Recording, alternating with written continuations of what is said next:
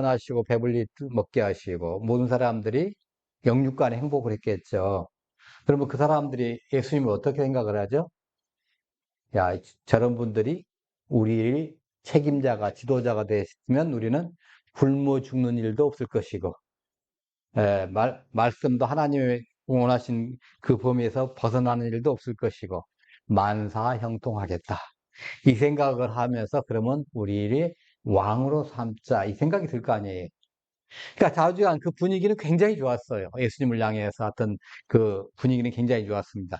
그렇게 좋은 분위기 속에서 지금 헤어지는데 예수님께서 제자들을 먼저 저쪽으로 배를 타서 먼저 보내신 이유가 뭐예요? 이 많은 숫자가 배를 탄다 하면 그리고 제자들이 제일 나중에 간다면 제자들은 타지도 못할 수 있어요. 먼저 가고 그 다음에는 이제 예수님께서 이제 분배해서 보내십니다. 자, 그리고 지금 그 어떻게 보면 예수님에 대한 그 지지도 요즘에 이제 정치권을 얘기하자면 지지도 인기가 아주 최고조예요. 최고조인데 예수님은 지금 뭐 하러 가시죠? 맞아요. 맞아. 그게 중요한 겁니다. 그러니까 일이 잘 될 때 기도하는 거예요. 일이 안 될 때는 또 산에 올라가지 않아도 이거 좀 해결해 주셔야 한다. 속에서 막 그런 소리가 막 나와요. 저절로 기도가 나오는데 이 일이 잘 될 때는 그런 일이 잘 안 되고 어떨 때는 아 이건 원래 되어질인데 자연스럽게 되는 거 아니야? 또 좀 어떤 사람들은 아 내가 좀 뭐 잘났지 내가 뭘 했기 때문에 잘났다고 이런 생각하게 되는 거예요. 근데 사실은 하나님 원하시는 게 뭐냐면 일이 잘 될 때 기도하는 거예요. 일이 잘 될 때. 예, 그것도 산의 기도라고 하셨어요. 예, 뭐 요즘에는 예전처럼 이렇게 산이 많지 않기 때문에 뭐 산기도까지 안 하더라도 자기만의 그 기도 공간 그런 시간을 이용해서 이제 하시면 되겠습니다만은 기도하면서 하나님과 이 일을 어떻게 이제 평가를 하시는 거예요. 기도하시면서 하나님과 더불어서 이 어떻게 해결하게 했으면 좋겠다고 일단 감사와 더불어서 평가하고 앞으로 어떻게 해야 되겠다. 자, 그렇게 이제 기도를 하고 하는데, 이제 배가 이미 육지에 떠나가지고, 이제 바람에 거슬리면서 물결이 막, 해서 저쪽 편으로 가야 되는데, 제자들을 실은 배가 저쪽 편으로 완전히 가줘야 돼요. 그러면 이제 예수님께서 어떻게든지 자주 가실 건데, 어떻게 했다는 거예요? 못 갔다는 거, 24절 보니까. 24절 보니까 배가 그쪽으로 가지 못했다는 거죠. 예. 술이나 떠나서 이렇게 됐거든요. 그러니까 꽤 뭐 떠나간 것 같은데, 그렇게 멀리 못 간 거예요. 수리 정도 한다면 한 2km 내지 한 3km 여기서 말하자면, 저 종암동 쪽 아니면 이제 창동역 정도, 그 정도 이제 거리 정도 떨어져 있어요. 그러니까 눈에 보이기는 하는데 가니까 바람이 반대로 가지고 저쪽으로 가야 되는데 그때 당시에는 바람을 이용해서 대부분이 갔거든요. 물론 이제 그 항해술의 발전으로 바람을 내가 맞으면서도 가는 방법은 있긴 있지만은 속도가 굉장히 느려요. 굉장히 느리고 힘들어지죠. 뒷바람 치고 가면 굉장히 잘 가는데, 예. 뒤에서 약간 비틀어서 나가면 아주 좋게 나갑니다. 이런 식으로. 뒤에서 한 30 정도 해가지고 나가면 배가 잘 나가는데, 앞에서, 정면에서 불면 이제 아무래도 느리죠. 우리가 그냥 걸어서 다닐 때도 그러잖아요. 바람이 세면. 지금 날씨가 추웠다 더웠다 막 왔다 갔다 하는데, 더운 날씨에도 센 바람이 올 때는 더위를 잘 못 느끼고, 추운 날씨일 때 센 바람이 불면 몹시 춥죠. 예. 그래서 물결이 막 흔들리고 배가 막 이렇게 왔다 갔다 하니까 고난을 당한 그런 상태가 지금 24절의 상태예요. 그러니까 폭풍을 돌파해가지고 막 한 거죠. 그러니까 전번에 말한 것처럼 이미 그런 거 한번 말씀드렸습니다만은 갈릴리 호수의 그 특성상 그럴 때가 좀 있다는 거죠. 폭풍도 생기고 아주 심하게 하고 저는 그 현장 한번 목격을 했거든요. 어마어마하게 막 바람 들이치는 것을. 그래서 이렇게 고난을 당하는 거예요. 거기 있는 거. 평온할 때는 바다가 갈릴리가 아니 거울 같아요. 거울 같아. 저 뒤에 있는 산이라든가 하늘이가 딱 그 바다에 비치고 정말 딱 거기다 떨어지면요. 가라앉지 않고 딱 내가 침대에 그 위에 올라가 딱 앉는 애들 이제 쿵 당해가지고 갔을 때 그대로 있을 것 같아. 가라앉지도 않고. 그런 모습인데 바람이 불면 어떻게 해요? 이건 저기 들어갔다, 발만 들어갔다, 속 들어가야겠다. 그런 생각이 이제 들어가는 거죠. 그런 고난의 시간에 이제 한 거죠. 그때 예수님은 뭐 하고 계신 거예요? 기도하고 계신 거예요. 이 고난 중에. 그러니까 일이 잘 될 때 기도하러 가셔가지고 고난 중에까지 지금 그 백성들의 이제 저 제자들이 지금 고난 받는 그 시간이죠. 배 타고 간 사람들이. 그 시간까지도 계속 하나님과 간구하고 있는 거죠. 어떻게 할까요? 뭐, 이렇게, 저를 이제 세상의 왕으로 삼으려고 하는데 그런 오해를 가지고 있고, 뭐 할 거고, 뭐, 메시아 관이 잘못됐는데 이걸 어떻게 해야 되는가. 하나님하고 일대일로 이제 물어가면서 거기에 대한 대처 방안을 다시 한번 더 점검하고 또 하긴 하셨을 거예요. 자, 그런데 이제 그, 올랐던 제자들이 얼마나 고생했겠어요. 이 앞전에 8장에서도 우리가 죽게 되었나이다 주여 하고 막 했잖아요. 예수님 그때 주무시고 계시는데. 그때 한번 제자들이 경험을 했어요. 뭘 경험했죠? 초자연의 능력을 경험했어요. 예수님 어떤 분이라는 것도 조금 알았어요. 예. 그렇게 경험을 했는데, 이제 지금 오늘 그런 비슷한 게 지금 또 나타난 거예요. 아마 두 번째 정도 됐을 때는 아마 예수님이 계셨으면 전혀 걱정을 했을까 않을까요? 한 번 경험했을 때 주무시고 계시든 어쨌든 간에 그 배에 타고 계셨으니까 별로 걱정을 안 하시는데 지금은 어떻게 되죠? 예수님이 안 타고 계셔요. 문제는 이거예요. 그러니까 우리도 세상 살아가면서 어려운 일을 당할 때 걱정하지 마. 내가 항상 너와 함께 하리니 말씀하셨는데 실제 내가 느끼는 그렇게 못 느낀다는 게 사실이에요. 제자들도 지금 그렇게 한 거죠. 이 앞전 8장에서는 예수님이 주무시고 계셨음에도 불구하고 자기들이 불안에 떨어 죽게 됐다고 난리를 쳤어요. 근데 그때 경험한 것이 예수님께서 바다도 잔잔하게 하고 뭐 다시 해서 아, 예수님만 있으면 우리는 걱정 없어. 이 생각을 하고 가지고 있었는데 지금은 막상 예수님이 안 계시는 거예요. 이게 지금 문제예요. 자, 그런데 그때 예수님이 이제 어떤 거 나오냐면 바람이 거슬림으로 제자들이 힘겹게 노젓는 것을 보시고서 이제 기도하시다가 이제 그 기도를 끝내시고 보시고 밤 사경쯤 바다 위로 건너서 그들에게 이제 오시는 거예요. 아마 이제 일경이 언제냐면 저녁 6시부터 9시까지 일경입니다. 이경은 이제 9시부터 12시까지고 3경이 12시부터 새벽 3시까지. 그러니까 사경은 새벽 3시부터 6시까지. 그러니까 새벽 미명의 해 뜨기 직전이니까 밤새도록 예수님은 기도하셨고, 밤새도록 제자들은 바다 위에서 배를 타고 고생을 한 거예요. 아마 먼민을 좀 했는지 어쩐지 모르겠지만 자주간 네, 그런 상태에서 예수님께서 거기에서 지금 걸어서 오시는 겁니다.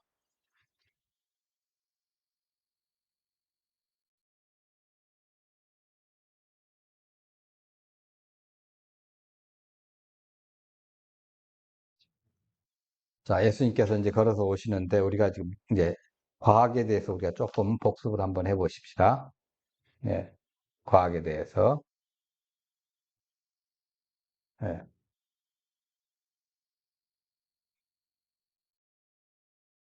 어,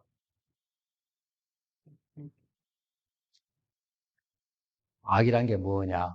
우리는 지금 과학 때문에 과학주의, 과학으로 하자, 과학적으로 하자. 뭐 코로나 때도 또 일부 어떤 사람들이 과학적으로 해야 되고, 과학적인 뭐 방역을 해야 되고, 뭐 그다음에 또 한 10년 전쯤에도 뭐 과학적으로 뭐 해야 된다고 그랬고, 지금도 또 뭐 과학적으로 뭐, 저, 대통령실에서 한번 그랬던 적이 있고, 막 그랬습니다. 이 과학이란 게 뭐냐는 거죠. 이걸 정확하게 알면, 이제 쉽게 말하자면, 다른 사람들과도 이 얘기할 수 있는 그런 것이 좀 생겨요. 네. 그러니까, 우리 동양 사람들은 뭐 하나 뭔가를 볼 때 종합적으로 인식을 합니다. 근데 서양 쪽 사람들은 그 분석적으로 인식을 해요. 예를 들어서 이제 사과가 하나 뚝 떨어지는 걸 볼 때 이제 그 사과를 보시면서 여러분 어떤 생각이 드세요? 사과를 보시면서 이제 아마 어릴 적에 사과 엄마가 사다 놓은 거 몰래 미리 먹다가 이제 혼난 것까지 생각할 수 있어요. 근데 서양 사람들은 저 사과가 이제 뭐 둥그렇고 맛이 어떻고 막 이런 것까지 생각한 거예요. 분석적으로 좀 달라요, 우리하고는. 예, 그런 이제 그 교육 차이의 문제가 있는데, 하여튼 이 과학이란 게 있어요. 이제 이 과학이란 게 뭐냐 하면요. 어, 자, 이 과학하는 사람들이, 이게 제정신을 가진 사람들이, 여기 오른쪽에 보면 관찰과 생각인데, 나무에서 사과가 떨어지는 모습이 나옵니다. 이 사과가 떨어지는 모습을 보고서 뉴턴은 왜 떨어지자고 연구를 했어요. 근데 떨어지는 모습을 보고서 빨리 가서 내가 주워 먹어야지 한다면 과학계로 가시는 것이 아니라 그냥 사시면 되고, 그걸 갖다 팔아야 되겠다 그러면 장사하시면 되겠죠. 야, 저 음악적으로 무슨 소리가 듣는 거, 사과가 떨어질 때 무슨 소리가 들려서 음악 하시면 되고, 떨어지는 것을 그림으로 그리고 싶다면 이제 미술 하시면 되는데, 이게 좀 사람마다 틀려요. 근데 왜 떨어지지 하고 생각한다면 이 사람들이 과거하는 사람들이에요.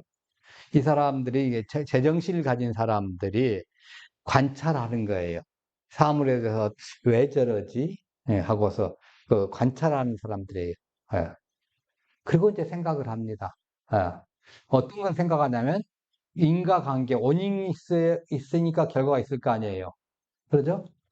여러분, 여기 어느, 지금 눈 떠보니까 여기 와 있더라. 그게 아니잖아요. 여러분이 아침에 일어나가지고, 정성껏 세수하고, 뭐하고, 식사하고, 그리고 오늘 하나님 앞에 가서 말씀을 듣고 이렇게 하겠다고, 마음의 준비를 하고 와서 앉아 계시잖아요. 말씀을 듣고 같이 우리가 은혜를 받고 그러는데, 그런 것이 없이 갑자기 눈 떠보니까 여기 있더라. 그게 아니잖아요. 반드시 원인이 있고 결과가 있는 거예요. 그렇게 생각을 한다는 거죠.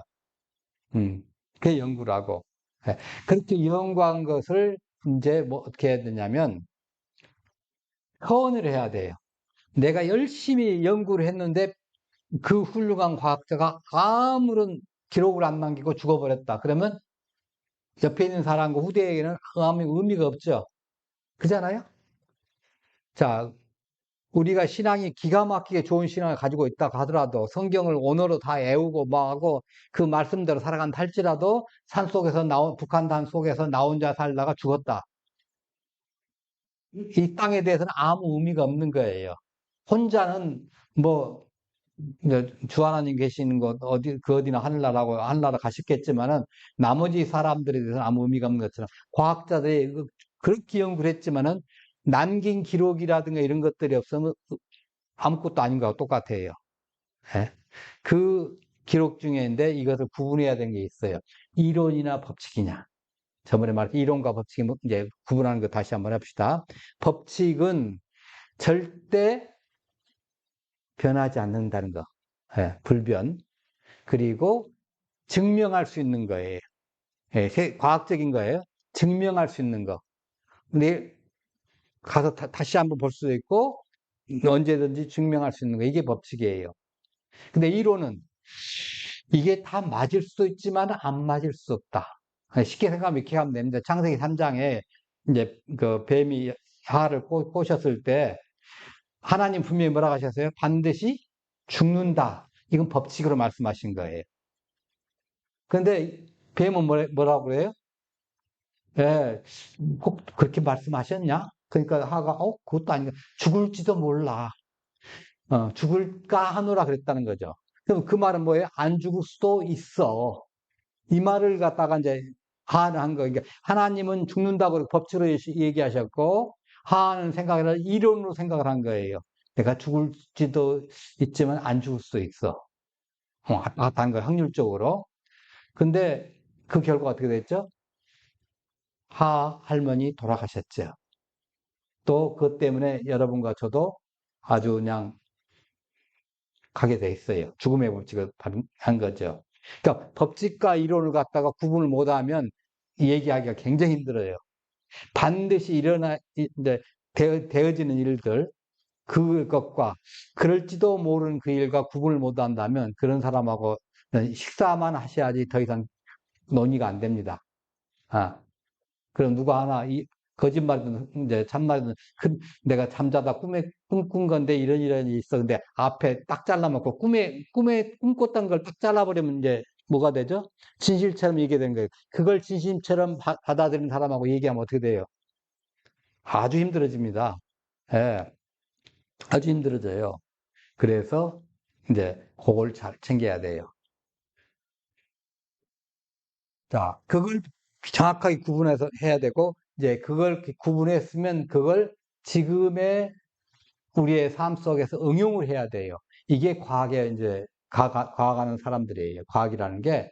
그러니까 눈에 보이는 물리적인 세계를 우리에게 이롭게 만들기 위하여 제정신을 가진 사람들이 이제 관찰하고 인과응보적 관계에 의해서, 인과율의 관계에 의해서 또 생각하고 연구 분석을 한 다음에 이제 기록을 남기는데 이론과 법칙을 구분해서 기록을 남기고, 그리고 우리 실생활에 이제 응용해서 이 실생활에 잘 써먹을 수 있도록 만드는 것이 바로 과학이다. 이렇게 생각을 해야, 이게 과학입니다. 예, 쉽게 말하자면, 이렇게 이제 하는 거죠. 그런데 문제는 이 과학이 우리 전번에 개미와 바퀴벌레와 메뚜기의 그 그림 보셨죠? 예, 그런 것처럼 무슨 일이 있었죠? 여기도 나오네요. 자, 차원에 얘기했죠. 그러니까 개미가 볼 때는 그 바퀴벌레의 세상이 전부 뭘로 보여요? 기적으로 보이는 거예요. 근데 바퀴벌레가 볼 때는 개미의 세상은 그냥 당연한 과학이에요, 이건. 어, 기적이 아니에요. 상식이에요. 자, 그 다음에 바퀴벌레나 개미가 볼 때 메뚜기의 삶이 전부 기적이에요.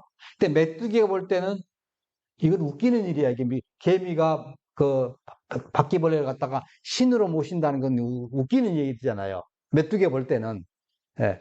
근데 밑에 차원에서 위를 볼 때는 전부 기적이에요. 위에서 밑에 볼 때는 이건 상식이에요. 바로 예수님이 바로 이 무리를 걸으셨다는 건 바로 그거예요. 물이 걸어가면 안 빠지시는 분 계셔요. 내가 바다 위에서 혹시 내가 예수님처럼 한번 걸어봐야지 하고서 물론 어떤 사람들은 왼발 빠지기 전에 오른발 하고 그렇게 간다는 얘기도 있었다마는 그건 불가능한 얘기죠. 예. 왜냐하면 부력의 법칙이 있어요. 빠지게 돼 있어요. 그래서 안 빠지도록 뭐 라이프 자켓도 있고 뭐 그렇게 합니다마는 부력의 법칙에서 우리는 빠지게 돼 있거든요. 근데 예수님 뭐예요? 부력이 그걸 갖다 상관없이 그냥 걸어오셨잖아요. 자, 그렇다면 바퀴벌레가 봤을 때 개미 나라의 세계의 과학은 이건 상식이에요. 근데 개미한테는 바퀴벌레 것이 과학이겠, 기적이겠지만은 반대로 보는 거죠. 그렇게 하면 이걸 초월할 수 있다는 것은 이걸 만든 사람이라든가 이런 법칙을 만드신 분이라든가 아니면 그분이 허락하신 것일 것이다. 허락하신 사람에 의해서 이건 가능하다. 그러니까 온 우주와 온 법칙을 만드신 분이라면 이게 가능하고 그잖아요. 그러니까 바퀴벌레, 메뚜기가 볼 때는 뭐 기어다니든 옆으로 다니든 뭐 날아다니든 자기 마음대로 다닐 수 있으니까 뭐 상관이 없잖아요. 그건 메뚜기의 세상에서는. 근데 밑에 사람들이 밑에서 볼 때는 개미와 바퀴벌레 때는 기적이지만. 자, 근데 하나님이 직접 이렇게 만드셨으니까 하나님이 이걸 하셨거나 아니면 하나님이 허락하신 분은 가능하겠죠. 그래서 엘리야 같은 경우, 해녹 같은 경우 죽음을 맛보지 않고 올리잖아요. 죽음의 법칙에 제한받지 않게. 바로 이걸 생각하시면 됩니다. 그러니까 이 기적을 했다는 것은 그 법칙을 초월할 수 있다는 거잖아요. 죽음의 법칙, 부력의 법칙, 뭐 이런 중력의 법칙 이런 걸 초월할 수 있다는 것은 이런 것을 만드신 분이거나 아니면 그분이 허락하신 것에 한해서 그럴 수 있다는 거예요. 자, 그러면 오늘 본문에 예수님이 어떤 분이에요? 창조주 하나님이시거나 창조주 하나님으로부터 보냄받아서 허락받았거나 둘 중에 하나예요. 어. 그럼 우리 예수님 어떻게 받아들여야 돼요? 아, 하나님이시구나. 온 우주의 자연 법칙을 초월하실 수 있는 분. 이건 창조주 하나님이시구나. 이렇게 받아들여야 한다는 것이죠. 예. 이게 우리에게 이제 얘기한 거예요. 우리는 그 차원의 얘기를 잘해야 돼요. 그냥 기적을 그냥 단순하게 믿어 하지 마시고 이렇게 이제 하나하나씩 우리가 위에 볼 때는 기적이지만 위에서 밑에 볼 때는 이건 상식이야. 나중에 우리가 부활을 해가지고 죽어서 부활했을 때 이제 본다고 하면 이건 한 차원 낮이잖아요. 밑에 있잖아요. 예. 근데 어떻게 당장 죽어서 부활의 옷을 이제 입고, 그 다음에 이동할 때 어떻게 되죠? 그 부활의 옷으로 어디든지 가잖아요. 어디든지. 예. 근데 그 전까지는 인간의 몸을 입을 때는 우리 지구에서 가장 가까운 하늘에 달나라 갈 때도 어마어마한 이제 장치가 들고 비용이 들고 막 그러지 않습니까? 힘들어요. 못 올라가요. 왜? 중력의 법칙에 제한받기 때문에. 근데 부활의 몸을 입으면 중력의 법칙에 제한을 받지 않아요. 그 다른 차원의 얘기죠. 위 차원의 얘기예요. 그걸 생각을 하자는 거죠. 위에서 볼 때 밑에는 상식이지만은 위에서 위를 볼 때는 이건 기적이다. 지금 그런 사건이 나타나고 있는 겁니다. 제자들이 볼 때는 예수님이 무리로 걸어온 것이 이건 어마어마한 기적이죠. 처음으로 아마 귀신이 아닌가 생각했을 거예요. 근데 예수님이 볼 때는 법칙에서 불역의 법칙에 작용을 하지 않도록 잠깐 조정하시면 그냥 걸어가시는 거예요. 하늘 나는 것도 일이 아니겠죠. 동화 속에 뭐한 것처럼 하늘 날아가는 것도 일도 아니고 막 날아도 다닐 거 아니에요. 승천하실 때도 그랬잖아요. 쫙 승천하실 때. 중력의 법칙을 이제 제한받았다면 승천 못 하셨죠. 지금처럼 로켓가 있어요. 뭐가 있어요. 밑에서 뭐 수많은 풍선을 갖다 매달아가지고 예수님 옆에서 막 올라가시도록 해드렸을까요? 아니잖아요. 부활의 몸을 입으니까 올라가시거든요. 그러니까 중력의 법칙이라든가 불력의 법칙이라든가 이것을 제한받지 않도록 그 다음 차원이라는 거죠. 그래서 기적이라는 게 우리가 볼 때는 밑에 차원에서 볼 때는 한 번 있는 일이고 기적이지만 두 번째부터는 두 번, 세 번 일어나면 그냥 그걸 받아들이는 거. 이건 위의 차원의 얘기구나 하고 받아들이는 거예요. 이런 마음을 뭐라고 그러냐면 열린 마음이라고 그래요. 열린 마음. 그래서 우리는 열린 마음을 가져야 되는 거예요. 열린 마음. 이걸 닫아버리면 어떤 문제가 생기냐면 성경에 있는 그대로 믿는다고 생각은 합니다. 근데 우리가 성경 언어를 그대로 해가지고 믿는 게 아니잖아요. 번역판 가지고 믿고, 번역판을 읽어봐 가지고 믿고, 또 그것을 전달해 주시는 분의 해석을 거쳐서도 믿게 돼 있어요. 근데 중간에 오다 보면, 세월이 가다 보면 이 번역이라는 게 틀려요.